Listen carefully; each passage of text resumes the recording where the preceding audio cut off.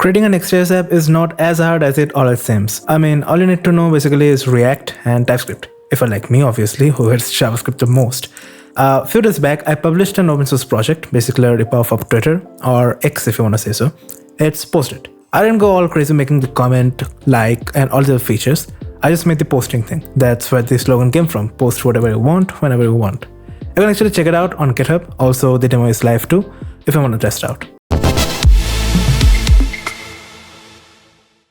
Visit the site and create an account. Now, I want to be serious about this. Do not ever enter your real passwords. I'll actually show you the code why. So this is the real project if I actually make it a bit zoomed in. So we're actually using the library called bcrypt. I guess you're all familiar with this one if you're a Monster developer or used Express in a way for authentication. Yeah, so bcrypt.js, and I can actually find it over here. Yes, this one. So it's the user route. So whenever you sign in, I can actually show you. So my username is this and my password is, I believe, this one. I'm not sure, but is it? I don't think so. Invalid password. Oh, okay. I got it. Because I actually pasted my generated password and I'm just going to submit. And this is my account.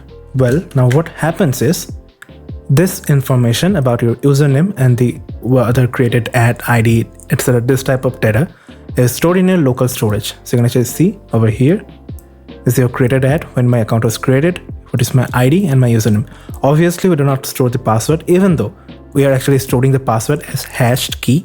So you can actually see in my code, we're actually running the TLPC method, authenticate user, where we're getting the user create schema.shape, which is the insert user schema from the database. If I can navigate to that, if it actually loads. 6.5 hours later.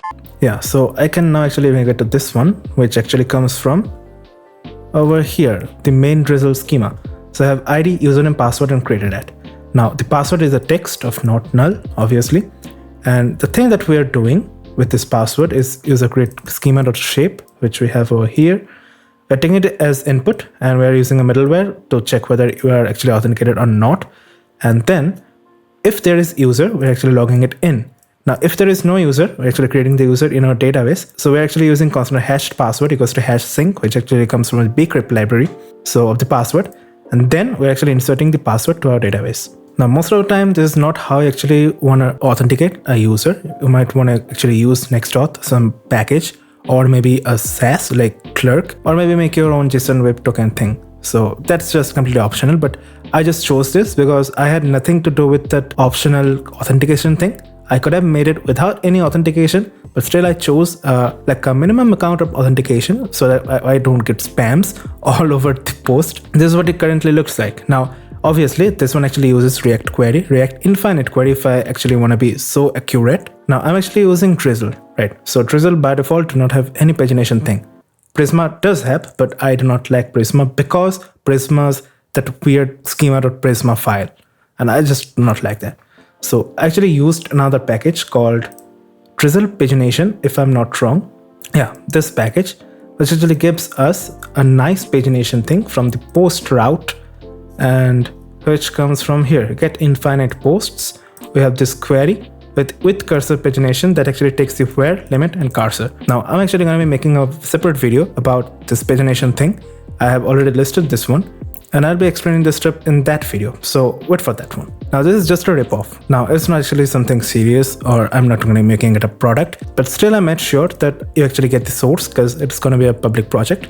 So you can actually learn if you actually want to learn. You can actually give it a start if you want. I am the only one who is start. I actually added this warning thing where I said about please do not enter your real passwords in the app. We do not regulate the content of the page. So whatever we post, I do not care because it's not a serious project and we're not supposed to like regulate all the content that is being posted by you all. And that's the thing. Now I want to talk about how the post is being made and also another feature that is this thing, where if you actually paste any link, like for example clerk.com, if I get this link and paste it over here, it actually fetches the link and then it really shows all the information about this link.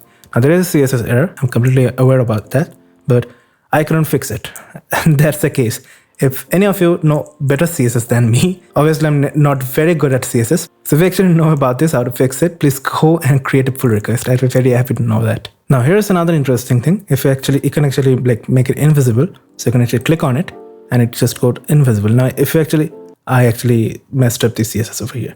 It'll post it and this link will not show. Now obviously if I actually copy a YouTube video, like for example this one, if I copy it and paste it over here, it's gonna be a different embed, like this one. So you can actually play the video from here. Now, the fact is, this thing does not use the general iframe thing, and the package name is, if I'm not wrong, React Lite YouTube embed, this thing. So this is the package. You can read the docs about it, like how it works, what are the props and everything. So I use this package instead of using the generic iframe thing. So we actually made another route for link fetching. We actually made a TRPC route for get metadata. Now I actually used the JS DOM package to generate a virtual DOM on the server side, because obviously it's server side code.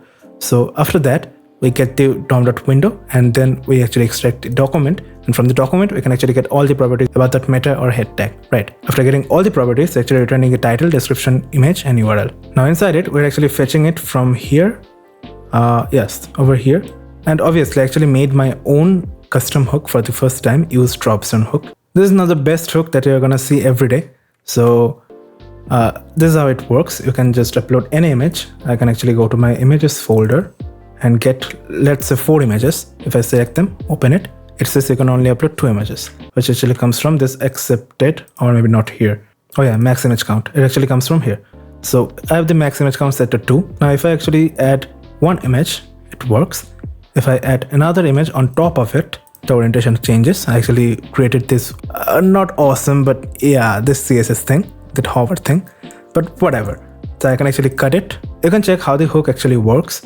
And it is actually pretty simple, but I still needed this weird typing thing. That was obviously possible by GitHub Copilot. So just go check out the site. I guess it's gonna be a good project for beginners, if you're a beginner, obviously.